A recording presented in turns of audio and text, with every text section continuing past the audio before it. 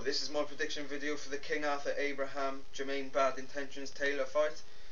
And in one corner you've got the little German, the undefeated 30-0, 24 knockouts Authur Abraham. And in the other corner you've got the former undisputed middleweight champion of the world, Jermain Bad Intentions Taylor, 28 wins, 3 losses, 1 draw. And well, these are two middleweights really, predominantly been operating for most of their career at middleweight, stepping up for this tournament. Two former middleweight champions. And I've read a lot of articles on this fight, and I've watched a lot of prediction videos, and people are writing Jermain Taylor off completely in this fight and in this tournament.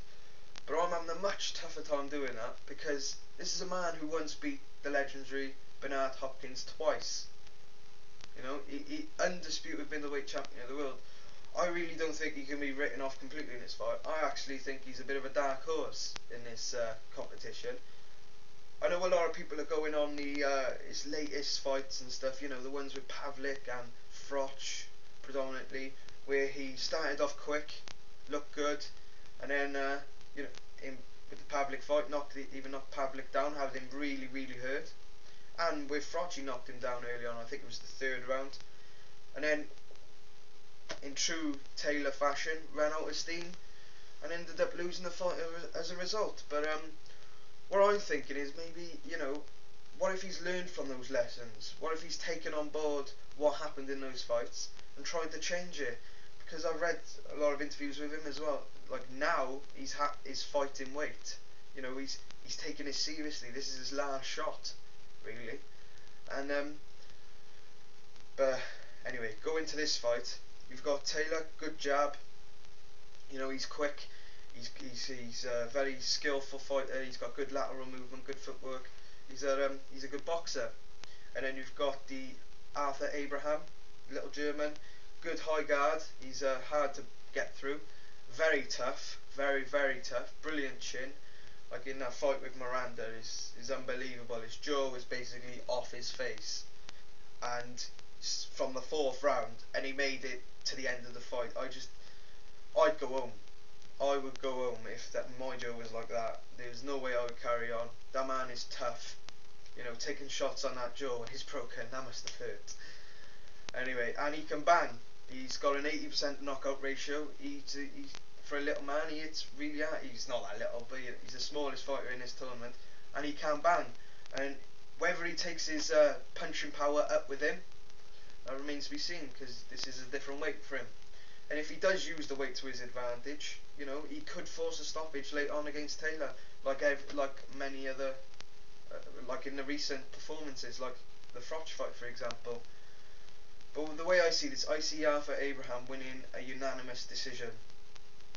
Even though I said earlier about Taylor, I really don't think it's going to make a difference, because at the end of the day, this fight is in Germany. And as we all know, in Germany you cannot get a fair shake against a home fighter. Prime example for me, well, Eastern Europe as well, mostly Eastern Europe, when Nikolai Valuev, the Jolly Green Giant, stepped in the ring with Evander Holyfield. I think it was last year, was it? And I watched that fight, and I couldn't see Valuev winning it any which way. Like, he didn't land a punch all night. Holyfield hit him with some punches, you know. It wasn't the most exciting fight, but I thought Holyfield won it by quite a few rounds, to be honest. They gave it to Valuev by like 2-3 rounds. It's ridiculous. I really don't understand. So if that comes into it, I can see Jermain Taylor starting off quite fast in this fight, you know, like he always does. I can't see him adopting a different. That's how he fights. You know, that's how he fights. I think he's going to come quick. I think he is going to win a couple of rounds against Abraham. Whether the judges score it for him, or it's a different matter. But I can't see him tiring again in this fight, and Abraham taking over. For some strange reason, I don't see Abraham knocking Taylor out though. I'm just hoping you know, the Taylor that beat Hopkins comes back, because I do like Taylor. I think he's a very good fighter. But I see Abraham taking over the fight from about the 5th round, you know, and scoring a wide unanimous decision, which could, I think we're going to get some scorecards here, which could be quite controversial, you know, like in the Malignaggi-Diaz fight, where that one judge scored it ridiculous to Diaz when the fight was close. I can see something like that happening. So yes, so my prediction is King Arthur Abraham winning a unanimous decision over Jermain Bad Intentions Taylor. Thank you very much.